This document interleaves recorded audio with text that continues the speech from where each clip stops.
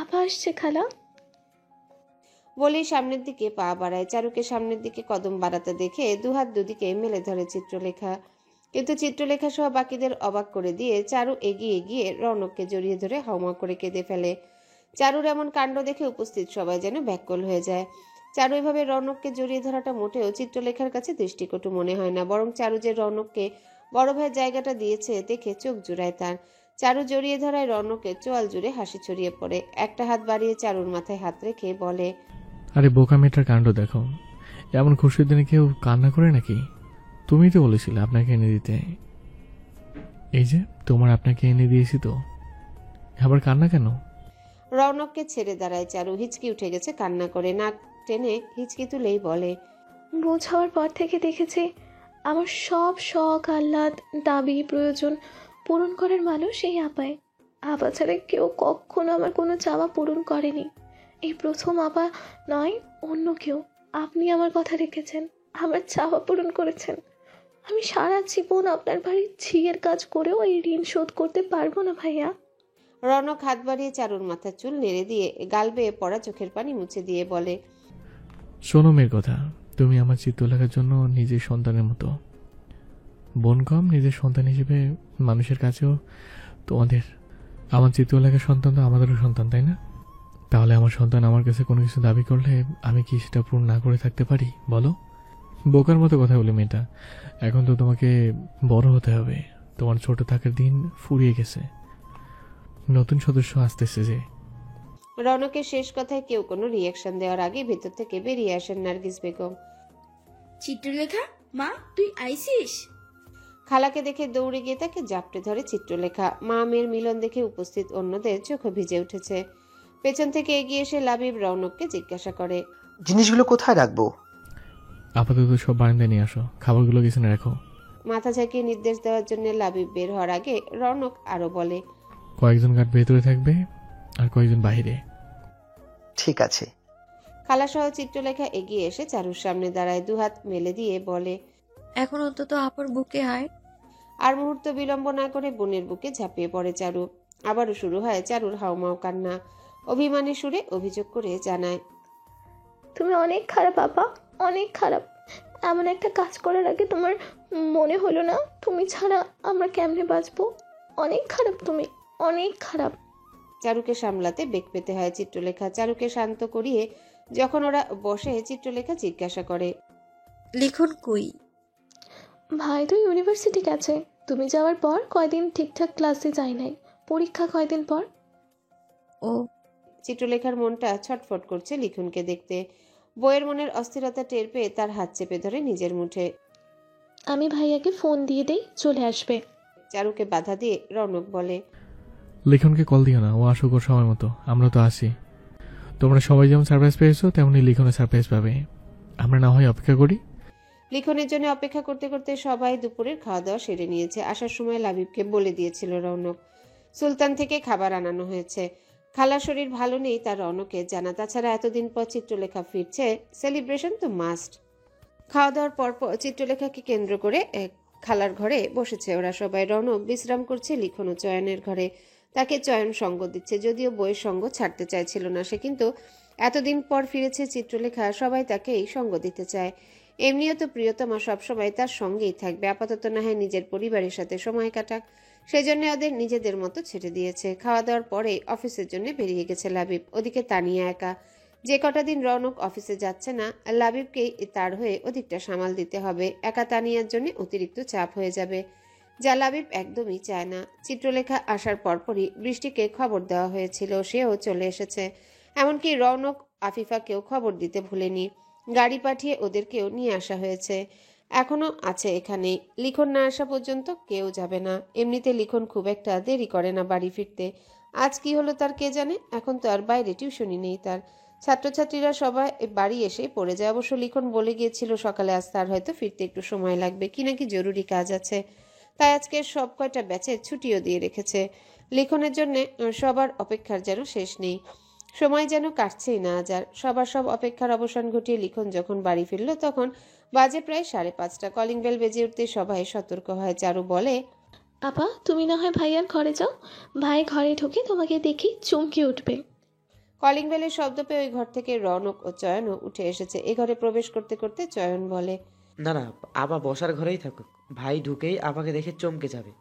আর কেউ কিছু বলার আগে বৃষ্টি বলে, এর চাইতে না হয় আপনি আপাই গেটটা খুলে দিক। আমরা সবাই আঙিনায় দাঁড়িয়ে লিখন ভাইয়ের রিয়াকশন দেখলাম। চিত্রলেখা একবার সবার উৎসুক মুখগুলোর দিকে তাকিয়ে রৌনকের মুখের উপর দৃষ্টি স্থির করে। ভ্রু নাচিয়ে চোখের ইশারায় জানতে চায় কি করবে সে। স্মিত হেসে রৌনক বলে, আমার মনে হয় বৃষ্টির আইডিয়াটা ভালো হবে। তাড়াতাড়ি করো আপা। চয়নের দেওয়া তারায় দ্রুত কদম ফেলে বিছানা থেকে নামে চিত্রলেখা। আর একটু হলেই পড়ে যাচ্ছিল সে। তা দেখে নিজের জায়গা থেকে এক কদম এগিয়ে এসে রৌনক বলে, কেয়ারফুল চন্দ্র। রৌনককে আর কিছু বলতে না দিয়ে দ্রুত বেরিয়ে যায় চিত্রলেখা। তার পেছন পেছন সবাই বেরিয়ে পড়ে বোনকে দেখে লিখনের রিয়াকশন দেখবে বলে। এর মধ্যে বারদুই কলিং বেল চাপা হয়ে গেছে লিখনের। অধৈর্য হয়ে বেশ জোরে দরজায়ও বাড়ি পড়েছে। সাধারণত অধৈর্য হয় না সে, কিন্তু এই সময় খালা বাচ্চারও কারোরই ঘুমিয়ে থাকার কথা নয়। তবুও দরজাটা খুলতে এত দেরি লাগছে কেন কে জানে। অনেকদিন থেকেই ভাবছে একটা অটোলক লাগানোর কথা, কিন্তু সময় করে উঠতে পারছে না দেখে আর লাগানো হচ্ছে না। তবে এই মুহূর্তে মনে মনে সিদ্ধান্ত নিয়ে ফেলেছে কাল আর যাই করুক না করুক সে দরজায় একটা অটোলক লাগাবেই। এটা অতি জরুরি হয়ে পড়েছে। আজ অটোলকটা লাগানো থাকলে এখন তাকে দরজায় দাঁড়িয়ে থাকা লাগতো না কারো ভেতর থেকে বেরিয়ে এসে দরজাটা খুলে দেওয়ার জন্যে। আবারও কলিং বেল চাপার জন্য হাত বাড়ায় লিখন, কিন্তু সে কলিং বেল চাপার আগে ভেতর থেকে দরজাটা খুলে দেয় কেউ। নীল রঙের লোহার গেটটা হাট হয়ে খুলে যেতেই দরজার এপাশ ওপাশে দুই ভাই মুখোমুখি হয়ে একে অপরের। চারু মনে করে সামনে তাকাতেই লিখন দেখতে পায় চিত্রলেখা দাঁড়িয়ে। তার চোয়াল জুড়ে হাসি। হুট করে বড় বোনকে দেখে লিখনের মনে হয়েছিল সে হয়তো ভুলভাল দেখছে। চিত্রলেখা তো নেই, এখানে আসবে কিভাবে? কিন্তু তার ভাবনা ভুল প্রমাণিত হয় বোনের কণ্ঠস্বরে। চিত্রলেখা নিজের জায়গা থেকে দু কদম পেছনে সরে গিয়ে ভাইকে জায়গা করে দিয়ে বলে, এত দেরি করলি কেন বলতো? সে কখন থেকে তোর জন্য অপেক্ষা করছি। এখন বাইরে না দাঁড়িয়ে থেকে ভেতরে আয়, আমাকে একটু জড়িয়ে ধর না ভাই। চিত্রলেখার কথা লিখনকে তার ভাবনার জগৎ রেখে বাস্তবতায় ফিরিয়ে নিয়ে আসে। সত্যি সত্যি তার বড় বোন ফিরে এসেছে। সন্তর্পণে একটা নিঃশ্বাস ছেড়ে ভেতরে ঢুকে লিখন। ভাইকে প্রবেশ করতে দেখে হাসি হাসি মুখ করে দুহাত মেলে দাঁড়ায় চিত্রলেখা। ওদের থেকে খানিকটা দূরে আঙিনায় দাঁড়িয়ে ভাই বোনের মিলন দেখতে ব্যস্ত সবাই। চিত্রলেখা সহ উপস্থিত সবাইকে চমকে দিয়ে বড় বোনের পাশ কেটে ভিতরের দিকে এগিয়ে যায় লিখন। আচমকা ওর এমন কাণ্ডে সবাই অবাক হয়েছে। সবচাইতে বেশি অবাক হয়েছে চিত্রলেখা নিজেই। সবাই লিখনকে চমকে দিতে চেয়েছিল, অথচ লিখন নিজেই সবাইকে চমকে দিয়েছে।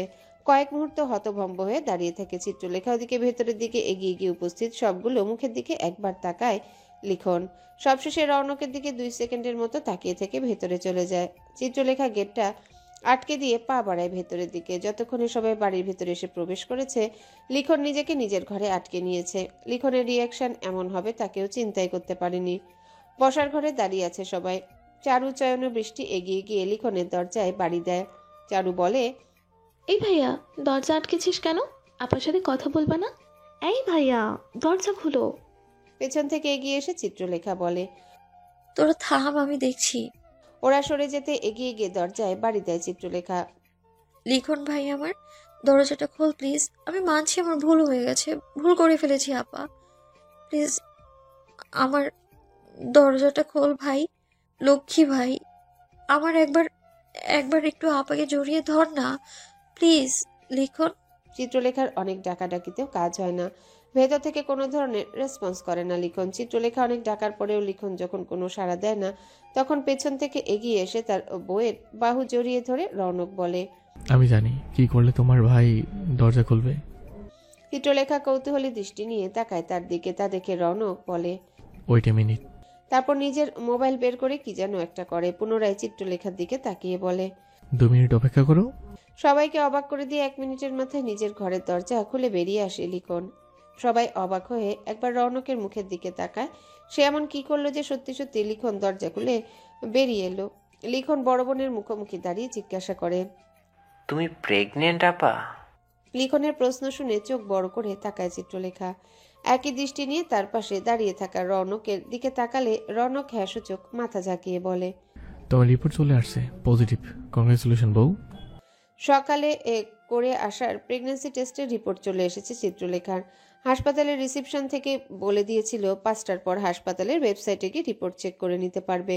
রৌনক এক ফাঁকে হাসপাতালের ওয়েবসাইটে গিয়ে চিত্রলেখার রিপোর্ট নামিয়ে নিয়েছে। সেখানেই দেখাচ্ছে চিত্রলেখার প্রেগন্যান্সি পজিটিভ এসেছে। তৎক্ষণাৎই কাউকে জানায়নি সে ইচ্ছা করে। লিখন আসলে পরে সবাইকে একসাথে জানাবে বলে অপেক্ষা করছিল। রৌনক সেই রিপোর্টের কপি লিখনকে হোয়াটসঅ্যাপে দিয়ে সঙ্গে ছোট্ট করে মেসেজ লিখে দিয়েছিল, কংগ্রেচুলেশন হবু বড় মামা। রৌনকের পাঠানো চিত্রলেখার রিপোর্টার মেসেজ পেয়ে আর নিজেকে আটকে রাখতে পারেনি লিখন। সব মান অভিমান হাওয়া হয়ে গিয়েছে তার। এমন খুশির দিনে কি অভিমান পুষে রাখা যায় নাকি? লিখন আর পারেনি নিজেকে আটকে রাখতে। অধৈর্য হয়ে লিখন আবারও জিজ্ঞাসা করে, সত্যি? রৌনকের কথা শুনে ভাইয়ের মুখের দিকে তাকিয়ে হ্যাঁ সূচক মাথা ঝাঁকায় চিত্রলেখা। তৎক্ষণাৎই ওখানে ফ্লোরে বসে পড়ে মুখে হাত ঢেকে বাচ্চাদের মতো হাউমাউ করে কেঁদে ফেলে লিখন। উপস্থিত সবাই লিখনের কাণ্ড দেখে অবাক বনে যায়। চারু যেমন বাচ্চাদের মতো হাউমাউ করে কাঁদছিল, লিখন তার চাইতে বেশি হাউমাউ করে কাঁদছে। ভাইয়ের এমন কাণ্ড দেখে ভ্যাবাচাকা খেয়ে চিত্রলেখা নিজেও পা ভাঁজ করে ভাইয়ের মুখোমুখি বসে পড়ে জিজ্ঞাসা করে, কাঁদছিস কেন লিখন? মুখ থেকে হাত সরিয়ে একদণ্ড বোনের দিকে তাকিয়ে তার বুকে ঝাঁপিয়ে পড়ে লিখন। হাউমাউ কান্না করেই বলে, আব্বা মা আসতেছে আপা। লিখনের কথা শুনে চিত্রলেখার নিজেরও চোখ ভিজে উঠেছে। নিজেকে সামলাতে না পেরে ভাইকে জড়িয়ে ধরে নিঃশব্দে কেঁদে ফেলে।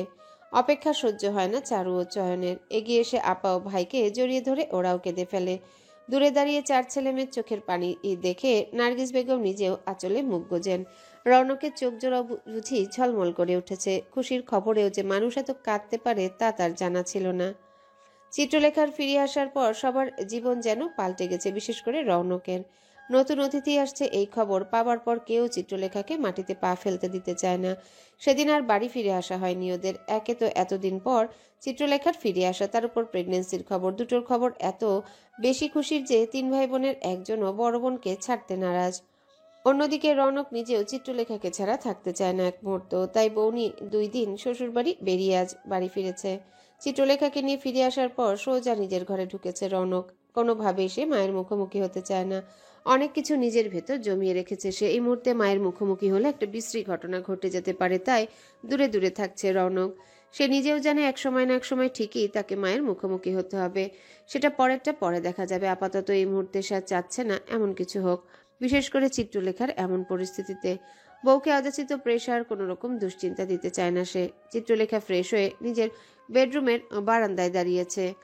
রৌনক ফ্রেশ হয়ে বাথরুম থেকে বের হয়ে চিত্রলেখার দিকে আগায়। বারান্দায় এসে পেছন থেকে জড়িয়ে ধরে প্রিয়তমাকে। চিত্রলেখাও প্রিয় পুরুষের স্পর্শ পেয়ে নিজেকে তার বাহুবন্ধনে ছেড়ে দেয়। বেশ কিছুক্ষণ দুজন চুপ করে থাকার পর চিত্রলেখায় প্রথমে নীরবতা ভেঙে কথা বলে, আপনি এভাবে আর কতদিন অফিস বাদ দিয়ে আমায় পাহারা দিবেন বলুন তো? কেন, আমার সঙ্গে কি তোমার ভালো লাগছে না? সেটা বলিনি আমি, তা আপনিও ভালো করে জানেন। তাহলে আমাকে নিজের কাছ থেকে দূরে রাখতে চাইছো কেন? আমি মোটেও আপনাকে নিজের থেকে দূর করতে চাইছি না, কিন্তু আপনি ঘরে বসে থাকলে এত বড় কোম্পানিটা চলবে কি করে? কোম্পানির তো আর হাত পা নেই যে নিজে নিজে চলবে। অবশ্যই কোম্পানির হাত পা আছে। মানে? আগের চাইতে আর একটু শক্ত করে জড়িয়ে ধরে রৌনক তার প্রেয়সীকে, তবে সতর্ক থাকে যেন পেটের দিকে প্রেশার না লাগে বেশি। চিত্রলেখার কাঁধে চিবুক রেখে বলে, মানেটা খুবই সহজ। এই যে এত এত ইম্পলে কাজ করেছে, এরা প্রত্যেকে হচ্ছে কোম্পানির হাত পা। আমি কয়েকটা দিন না গেলেও কোম্পানি চলবে, তবে এদের ছাড়া কোম্পানি চলবে না। তবুও এভাবে এমপ্লয়ীদের হাতে ছেড়ে দিয়ে তো কাজ চলে না। আপনার উপস্থিতিটাও তো গুরুত্বপূর্ণ। আমি অনুপস্থিত নেই। আজ সহ 4 দিন আপনি অফিসে যাননি, আর বলছেন আপনি অনুপস্থিত নন। অবশ্যই, আমি তো জানি অফিসে কি হচ্ছে না হচ্ছে। প্রতিটা মুহূর্তের খবর আছে আমার কাছে। তা অফিসে বুঝি গোয়েন্দা লাগিয়ে রেখেছেন? মনে করো ওই রকমই। আপনি খেয়ালই করছেন রৌনক। আচ্ছা, আর রেহালি করবো না। এবার শোনো, বলুন। তুমি তো জানোই আমি সচরাচর অফিস বাদ দিই না। পারলে বন্ধের দিনেও অফিসে যাই। অ্যাক্সিডেন্টের পর কয়েকটা দিন হাসপাতালে থাকার কারণে অফিস ছুটি গেছে। এই সময়টা তুমি পাশে থাকলে হয়তো এখন আমি অফিস বাদ দিতাম না। এতগুলো দিন তুমি কাছে ছিলে না, তোমাকে রেখে অফিস যাই কি করে বলো তো? একদম কাজে মন বসবে না আমার। রৌনকের অ্যাক্সিডেন্টের প্রসঙ্গ উঠতেই মনটা খারাপ হয়ে যায় চিত্রলেখার। নিজেকে অপরাধী মনে হয়। রৌনক টের পায় চিত্রলেখা চুপ হয়ে যাওয়াটা, তাই চিত্রলেখাকে ছেড়ে দিয়ে নিজের দিকে ঘুরিয়ে নেয়। মন খারাপ করে দৃষ্টি ফ্লোরের দিকেই করে রেখেছে চিত্রলেখা। নিজেকে অপরাধী মনে হচ্ছে, তাই চোখ তুলে রৌনকের চোখে চোখ রাখতে পারছে না সে। রৌনক হাত বাড়িয়ে চিত্রলেখার চিবুক ছুঁয়ে প্রিয় মুখখানা উপরের দিকে তুলে ধরে। তবুও চোখের পাতা নিচের দিকে করে রেখেছে চিত্রলেখা। রৌনক বলে, তাকাও আমার দিকে। তবুও চোখ তুলে তাকায় না চিত্রলেখা। রৌনক আবারও বলে, টাকা বলছি। এবারেও চিত্রলেখা কথা না শুনলে আগের চাইতে আরো বেশি অনুনয় সুরে রৌনক বলে, প্লিজ বউ, তাকাও আমার দিকে প্লিজ। এবার আর রৌনকের অনুরোধ ফেলতে পারে না চিত্রলেখা। সে চোখ তুলে তাকাতে ওই চোখে ছলছল করা পানি দেখে ব্যস্ত হয় রৌনক। ডান হাত বাড়িয়ে প্রেয়সীর গাল ছুঁয়ে জিজ্ঞাসা করে, কি হয়েছে, কাঁদছো কেন? I am sorry. চিত্রলেখার সরি বলার সঙ্গে সঙ্গে এক ফোঁটা চোখের পানি গাল গলে পড়ে যায়। তৎক্ষণাৎই চিত্রলেখাকে আলিঙ্গনে জড়িয়ে নেয় রৌনক। কি হলো, সরি বলছো কেন? রৌনকের দুহাতে এপাশ ওপাশ করে জড়িয়ে ধরে চিত্রলেখা বলে, আমি এত খারাপ, আপনাকে মৃত্যুর মুখে রেখে চোরের মতো পালিয়ে গিয়েছিলাম। একদম চুপ। যা হয়ে গেছে তা চলে গেছে, ওসব আর একদম ভাববে না তুমি। আমার তো কিচ্ছু হয়নি। এই যে আমি তোমার সামনে দাঁড়িয়ে আছি, এখন থেকে আমরা একসাথে বাঁচবো। তাছাড়া তুমি তো আমরা ভালোভাবেই চলে গিয়েছিলে, তাই না? তা যাই গেছে তা গেছে, ওসব আর ভেবো না প্লিজ বউ। তুমি মন খারাপ করলে আমার জানটাও মন খারাপ করবে, প্লিজ। চিত্রলেখা নিজেকে সামলাতে পারে না। তার কান্নার গতি বাড়ে। প্রিয় মানুষের এমন সামলে নেওয়া তাকে আরো বেশি আবেগপ্রবণ করে তোলে। আবেগের তাড়নে কান্না থামার বদলে বেড়ে যায়। রৌনক এটা সেটা বলে বইয়ের কান্না থামানোর চেষ্টায় মত্ত হয়। সেই সঙ্গে সামনে আসা দিনের কথা চিন্তা করে এখনই নিজেকে প্রস্তুত করতে লাগে। তাকেই সামাল দিতে হবে বউকে এবং তার আবেগদের। সবে তো প্রেগন্যান্সি শুরু। দিলারা জামান নিজের ঘরে বই পড়ছিলেন, তাই কখন জাহানারা এসে মাথার কাছে দাঁড়িয়েছে বলতেও পারবেন না। আপনার রাতের খাবারটা টেবিলে দিয়ে দিই। বইয়ের থেকে মুখ তুলে জাহানারার দিকে এক পলক তাকিয়ে দিলারা জামান বলেন, দিয়ে দাও। জাহানারা ফিরে যাবার জন্য পা বাড়ালে পেছন থেকে দিলারা জামান বলেন, জাহানারা শুনো। ফিরে এসে জাহানারা জানতে চান, কিছু বলবেন? রনক কি আজও বাড়ি ফিরেনি? ফিরেছে তো। কখন ফিরলো? এই তো সন্ধ্যার সময়। আমাকে কেউ জানায়নি কেন? রনক বলল বিশ্রাম করবে, তাই আর আপনাকে বিরক্ত করিনি। ও, তা সে একা ফিরেছে নাকি? জাহানারা বুঝতে পারে দিলারা জামান কি জানতে চাইছেন, তাই বলে, ছোট বউ সঙ্গেই এসেছে, দুজনে একসাথেই ফিরেছে। ফস করে একটা নিঃশ্বাস ছেড়ে দিলারা জামান বলেন, আচ্ছা, ডিনার দিয়ে দাও টেবিলে। জাহানারার অপেক্ষা না করে বেরিয়ে যান। দিলারা জামান আরো খানিকটা পড়ে তারপর বই রাখবেন চিন্তা করেন, কিন্তু পুনরায় বইয়ের শব্দে মনোনিবেশ করার আগেই ওনার মোবাইল ফোনটা বেজে ওঠে। একবার যেহেতু বইয়ের থেকে মনোযোগ সরেছে, তাই আপাতত বইটা নামিয়ে রাখার সিদ্ধান্ত নেন। এমনিও ডিনার করার সঙ্গে সঙ্গে ঘুমান না তিনি। খাওয়ার পর না হয় আবার খানিকটা পড়া যাবে, তাই বইটা নামিয়ে রেখে সাইডের টেবিলে বাজতে থাকা মোবাইলটা হাতে তুলে নেন। ফোনের স্ক্রিনে সাবার নাম ভাসছে। কেটে যাবার আগে কলটা রিসিভ করেন দিলারা জামান। কল রিসিভ হতে লাইনের অন্য পাশ থেকে সাবার ন্যাকা কান্নার আওয়াজ পাওয়া যায়। সেই শব্দ শুনতে পেয়ে দিলারা জামান জিজ্ঞাসা করেন, কি হয়েছে সাবা? ডিনার তুমি কাঁদছো কেন? I want Raunak aunty, please you to do something. আমি রৌনককে ছাড়া বাঁচতে পারবো না aunty. Calm down my girl, Raunak তোমারই হবে, আই প্রমিস ইউ দ্যাট। কিন্তু আপনি তো কিছুই করছেন না, কিভাবে হবে রৌনক আমার? আমি কি করছি না করছি সেটা সময় হলেই জানতে পারবে সুইটহার্ট। এখন কান্না বন্ধ করো তো। Give me a smile, come on, be a good girl. সাবার সঙ্গে কথা শেষ করে ফোনটা নামিয়ে রেখে দিলারা জামান মনে মনে ভাবেন, তুমি ভাবতেও পারবে না সাবা, আমি এবারে কোন চালটা চালবো। এমন একটা ট্রাম্প কার্ড আমার হাতে আছে যে এমন হাজারটা মেয়ে আমার রৌনকের জীবন থেকে ভ্যানিশ হয়ে যাবে। You just wait and watch. Class বাদ দিয়ে লিখনের জন্য অপেক্ষা করছে নিপা, কিন্তু লিখনের কোনো দেখা নেই যেন। ঘন্টার উপরে হয়ে গেছে, এতক্ষণে লিখনের চলে আসার কথা, কিন্তু দেরি করছে কেন বুঝতে পারছে না রিপা। এর মধ্যে বেশ কয়েকবার কলও দিয়েছে, কিন্তু যথারীতি লিখন তার কল রিসিভ করেনি। 3 দিন ধরে এই একই ঘটনা চলছে। রিপা জানে না লিখন কেন তার কল রিসিভ করছে না। খোঁজ নিয়ে জেনেছে এই সময় লিখন আজ ক্যাম্পাসে থাকবে, তাই নিজের ক্লাস বাদ দিয়ে লিখনের জন্য অপেক্ষা করছে।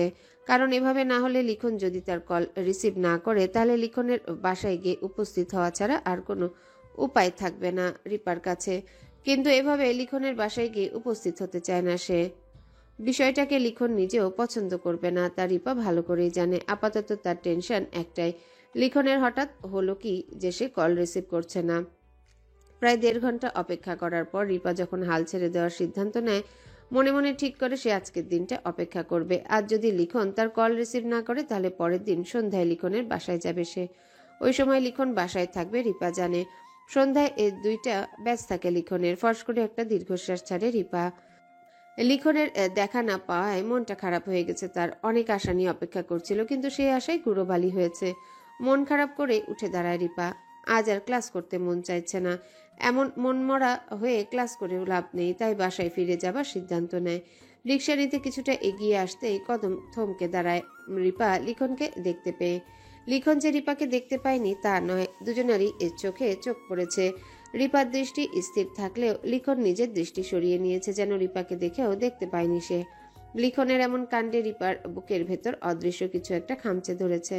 সম্পর্কের এতদিনে কখনো লিখন তাকে এড়িয়ে যায়নি। আচমকা কি হলো বুঝতে পারছে না রিপা।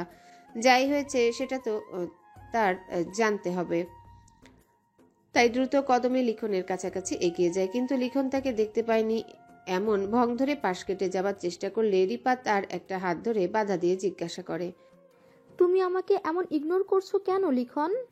থেমে গিয়ে ফস করে একটা নিঃশ্বাস ছেড়ে রিপার দিকে তাকিয়ে লিখন বিরক্ত ভরা কণ্ঠে বলে, হাতটা ছাড়ো রিপা। না, ছাড়বো না। আগে আমার প্রশ্নের জবাব দাও। দাঁত চিবিয়ে লিখন আবারও বলে, হাতটা ছাড়ো বলছে। বললাম তো ছাড়বো না। আগে তুমি আমার প্রশ্নের উত্তর দিবা। আমার কল রিসিভ করছো না কেন? কখন থেকে আমি তোমার জন্য অপেক্ষা করছি তা জানো তুমি? কই ছিলে এতক্ষণ তুমি? আমি কইছিলাম সেটা তোমার না জানলেও চলবে। আর কি বলেছে তোমাকে আমার জন্য অপেক্ষা করতে? আমি বলেছি? তুমি আমার কল রিসিভ করছো না 3 দিন ধরে। আমাকে এভাবে ইগনোর করছো। রিপাকে কথা শেষ করতে না দিয়ে লিখন বলে, বুঝতেই যেহেতু পেরেছ আমি তোমাকে ইগনোর করছি, তাহলে জিজ্ঞাসা কেন করছো আবার? জিজ্ঞেস করবো না তুমি আমাকে কেন ইগনোর করছো সেটা জানার রাইট আমার নেই? তুমি যথেষ্ট স্মার্ট রিপা। আমি তোমাকে কেন ইগনোর করতেছি এটা জানার মতো বোধবুদ্ধি তোমার আছে। তাছাড়া তুমি খুব ভালো মতোই জানো আমি কেন তোমাকে ইগনোর করতেছি। ট্রাস্ট মি লিখন, আমি জানি না তুমি কেন এমন করছো। প্লিজ আমাকে বলো কি হয়েছে। আমি কথা দিচ্ছি এরপর আর সেকেন্ড টাইম এই ভুল করব না। তাও প্লিজ আমাকে এভাবে ইগনোর করো না। কথা বলার এই পর্যায়ে রিপার চোখ নোনা জলে ভরে উঠলে তা দেখে দৃষ্টি সরিয়ে নেয় লিখন। সে যতই রাগ করে থাকুক, যতই অভিমান হোক তার, রিপা যত বড় ভুলই করে থাকুক, তবু রিপার চোখে পানি দেখার সাহস লিখনের নেই। কিন্তু এক্ষুনি সব মিটমাট করে নিতেও পারছে না সে। ভীষণ রাগ হয়েছে তার রিপার উপর। রিপাকে এতখানি ভালো না বাসলে হয়তো সম্পর্কই রাখতো না, কিন্তু রিপার সাথে সম্পর্ক ছিন্ন করার কথা লিখন ভাবতেও পারে না। তবে এই মুহূর্তে তার স্পেস দরকার, নিজেকে পরিস্থিতির সাথে মানিয়ে নেওয়ার মতো সময় দরকার। নিজের মায়ের মতো বড় বোনের জীবনে আগত বিপর্যয়ের জন্য রিপারই আপন বড় বোন দায়ী। বিষয়টা জানার পর থেকে ঠিকঠাক হজম করতে পারেনি লিখন। এখনো ধাতস্থ হতে পারছে না সে, যদিও লিখন জানে এতে রিপার কোনো দোষ নেই। এসব নিয়ে রিপার সঙ্গে অভিমানও হয়নি তার। লিখনের অভিমান এই কথা জানার পর হয়েছে যে সব জেনেও রিপা লিখনকে কিচ্ছু জানায়নি, তার থেকে সবটা আড়াল করে গেছে। এই কথাটা জানার পর থেকে অভিমান হয়েছে লিখনের। সেই অভিমানেই রাগের রূপ ধার করেছে কেবল। সবকিছু সয়ে নিতে ধাতস্থ হতে খানিকটা সময় দরকার লিখনের। সেজন্যই মূলত রিপাকে আপাতত সাময়িক সময়ের জন্য এড়িয়ে যাওয়া তার। তুমি কোনো ছোট বাচ্চা নাও যে তোমাকে তোমার ভুল দোষ পয়েন্ট আউট করে দিতে হবে। রিপা কিছু বলার আগে তাকে অবাক করে দিয়ে তার হাত থেকে ঝটকা দিয়ে নিজের হাত ছাড়িয়ে নিয়ে লিখন আরো বলে, এই মুহূর্তে তোমার সঙ্গে কথা বলা তো দূরের কথা, তোমার মুখটাও দেখতে ইচ্ছা করছে না আমার। আই রিকোয়েস্ট ইউ, অযথা কল দিয়ে আমাকে বিরক্ত করো না। রিপার মুখের দিকে আর একবারও তাকায় না লিখন, ওখানে রিপাকে রেখে চলে যায়। তবে বেশ খানিকটা পথ চলে যাবার পর বুকের ভেতরকার অস্থিরতা বাড়ে লিখনের। রিপাকে ওভাবে মাঝ রাস্তায় কখনো ফেলে যায়নি সে, আর আজ কিনা সেই কাজটাই করেছে। চটজলদি প্যান্টের পকেট থেকে মোবাইল বের করে রিপার বান্ধবী তন্নিকে ফোন লাগায় সে।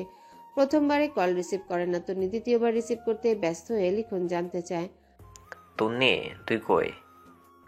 ক্লাস শেষ করে বের হলাম মাইয়া, আর একটা ক্লাস আছে। তুমি প্লিজ রিপাকে একটু ফোন দাও। রিপার কি হয়েছে? ওই কিছু হয় নাই, তুমি ওকে ফোন দাও। আর ওকে একা ছাড়ো না প্লিজ, ওরে একটু বাসায় পৌঁছে দিয়ে আসো। আর শোনো, ওকে বইলো না আমি তোমাকে ফোন দিয়ে বলছি। আপনাদের কি ঝগড়া হয়েছে ভাইয়া? রিপা 2 দিন ধরে ঠিকঠাক ক্লাস করতেছে না।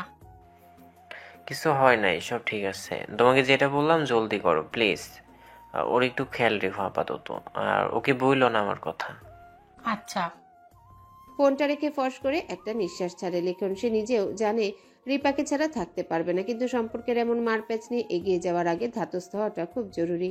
ভবিষ্যতে যেন কোনো সমস্যা না হয় সেজন্য সাময়িক সময় দরকার লিখনের নিজেকে এই সম্পর্কটার জন্য পুরোপুরি প্রস্তুত করে নিতে। জাস্ট কয়েকটা দিন, তারপর সব ঠিক হয়ে যাবে। লিখন সব ঠিক করে দিবে। রিপাকে এত ভালোবাসবে যে সব রাগ, অভিমান, মন খারাপ সব ভুলে যাবে রিপা। তিলোত্তমার মুখোমুখি বসে আছেন দিলারা জামান। দুজনার মাঝে এর মধ্যে কুশলাদি বিনিময় হয়েছে। তিলোত্তমার সঙ্গে দেখা করতে চান ফোন করে। দিলারা জামান যখন এই কথা জানালেন ভীষণ অবাক হয়েছিল তিলোত্তমা। তবুও নিজের অবাক হওয়াকে পাশে রেখে ঘটনা কি জানতে এখানে উপস্থিত হওয়া তার। তা আমার সাথে হঠাৎ দেখা করতে চাওয়া কারণটা কিন্তু এখনো বুঝতে পারছি না আমি। কোনো কোনো কারণ ছাড়া কি আমি তোমার সাথে দেখা করতে পারি না? ঠিক তা নয়, আপনি ফোনে বলেছিলেন জরুরি প্রয়োজন। হ্যাঁ, তা প্রয়োজন একটা আছে, ভীষণ প্রয়োজন। সেটাই জানতে চাই, কি প্রয়োজন, তাও আমার কাছে এত বছর পর। এত বছর পর আমার এখনো ভাবলে আফসোস হয় জানো। রৌনকের সাথে কি ভীষণ সুন্দর লাগতো তোমায়। ইনফ্যাক্ট তোমাদের দুজনকে একে অপরের সঙ্গে যত মানিয়েছে ততটা অন্য কারোর সঙ্গে মানাবে বলে আমার মনে হয় না। এই দেখো না, কোথায় তুমি আর কোথায়। চিত্রলেখার নামটা মুখে আনতে চেয়েও আনলেন না দিলারা জামান। ওনার তেতো মুখ দেখে তা বুঝতে পারে তিলোত্তমা। রৌনক আবার বিয়ে করেছে, শুনেছ নিশ্চয়ই? না তো, রনকের বিয়ের কথা কি আমার জানার কথা? ইচ্ছে করেই সবটা চেপে যায় তিলোত্তমা। দিলারা জামান শাশুড়ি হিসেবে তার প্রতি কখনোই খারাপ ছিল না, তবে সে মানুষ হিসেবে কেমন সেই সম্পর্কে কিঞ্চিত ধারণা সে রাখে। আর ধারণা রাখে বলেই ইচ্ছে করে চেপে গেল যে সে জানে রৌনক বিয়ে করেছে। ইনফ্যাক্ট রৌনকের বর্তমান স্ত্রী চিত্রলেখার সঙ্গেও তার দেখাও হয়েছে। আপাতত কিছুই বলছে না সে দিলারা জামানকে। আগে জানতে হবে এই মহিলা আসলে কি চায় তার কাছে, তার আসল উদ্দেশ্যটা কি। ও না, আমি ভাবলাম হয়তো জানো তুমি। না, আপনি ভুল জানেন। রনকের জীবনে কি হচ্ছে না হচ্ছে কিছুই আমার জানা নেই। ইনফ্যাক্ট আমার তো জানার কথাও নয়, কারণ সেই রাইট আমার নেই। ডিভোর্সের পর রনকের জীবনে কি হচ্ছে না হচ্ছে বা সে কি করছে এসব তো আমার জানার কথা নয়, আর জানার অধিকারও আমার নেই। তা অবশ্য ঠিক বলেছ, তবে আমি তো মা, আমি আমার ছেলের মন ঠিকই বুঝি। আমি জানি রৌনক আজও তোমায় ভুলতে পারেনি, এখনো রৌনকের মনের কোথাও তুমি আছো। দিলারা জামানের কথা শুনে খানিকটা নয় বেশ অনেকটাই অবাক হয় তিলোত্তমা। রৌনকের সঙ্গে দেখা হবার আগে সব কথা শুনলে হয়তো সে বিশ্বাস করে ফেলতো, কিন্তু তিলোত্তমা জানে এই মুহূর্তে দিলারা জামান যা বলছেন সবটাই তার মন গড়া। তিলোত্তমা তার জানাটা চোখে মুখে ফুটিয়ে তোলে না, স্বাভাবিক থাকার চেষ্টা করে বলে, এমন হলে নিশ্চয়ই রনক আবার বিয়ে করতো না। আরে বুঝতে পারছো না তুমি? একটু বুঝিয়ে বলুন তাহলে। ওই মেয়েটা যাকে রৌনক বিয়ে করেছে, নাম পরিচয়হীন ছোট লোক, টাকার জন্য রৌনককে হাত করেছে। এসব ছোট লোকদের চেনা আছে আমার। টাকার জন্য এরা বড়লোক পুরুষের বিছানায় যাওয়ার আগে দুবার ভাবে না। আপাদমস্তক ছোট লোক কোথাকার। দিলারা জামানের মুখের কথা শুনে মনে মনে বিষম খায় তিলোত্তমা। আবার এটাও জানে রৌনক যদি জানতে পারে তার মা তারই বউ সম্পর্কে এমন ধারণা পোষণ করে, তাহলে একটা বিশ্বযুদ্ধ লাগাতে সময় লাগবে না। রৌনকের চোখে চিত্রলেখার জন্য সেই ভালোবাসা তিলোত্তমা নিজে দেখেছে, যে ভালোবাসার জন্য সমগ্র দুনিয়ার সঙ্গে যুদ্ধ করা, যেমন ভালোবাসাটাই বাসে রৌনক চিত্রলেখাকে। তিলোত্তমার মনের ভিতর কি চলছে তার দিলারা জামানকে বুঝতে না দিয়ে সে জানতে চায়। বেশ বুঝলাম, কিন্তু আমাকে এসব বলার কারণ, আমি কি করতে পারি বা আমার কি করার আছে এ বিষয়ে? স্মিত হাসেন দিলারা জামান। টেবিলের উপরে থাকা তিলোত্তমার হাতটা বাড়িয়ে ধরে বলেন, আই নিড ইউর হেল্প। মাথা ঝাঁকায় তিলোত্তমা বলে, আচ্ছা, কি করতে পারি আমি আপনার জন্য? রৌনককে এই ঝামেলা থেকে বের করতে হবে যেভাবেই হোক। আমি জানি রৌনক এখনো তোমায় ভালোবাসে, তুমি বললে ও অবশ্যই তোমার কথা শুনবে।